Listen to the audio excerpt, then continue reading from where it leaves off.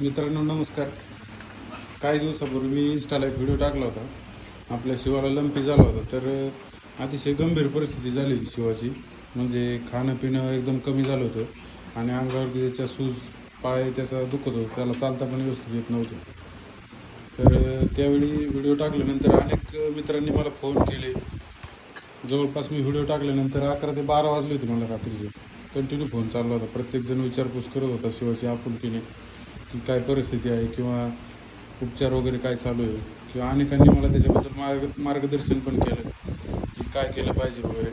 तर त्या सर्वांच्या आपुलकीमुळे किंवा प्रेमापोटी तसेच इतर कळत नकळत जे लोक आहेत त्या सर्वांच्या सदिच्छेमुळे आज आपला शिवा एकदम ठणठणीत बरा झाला आहे. मोठ्या अडचणीतून संकटातून तो बाहेर आलेला आहे. त्याच्यामुळं मी सर्वांचे आभार मानतो आणि हा व्हिडिओ खास त्यासाठीच बनवला आहे की सर्वांना कळावं की आज आपला शिवा एकदम ठणठणीत बरा झालेला आहे. त्याचं खाणं पिणं एकदम पहिल्यासारखं सुरळीत झालेलं आहे.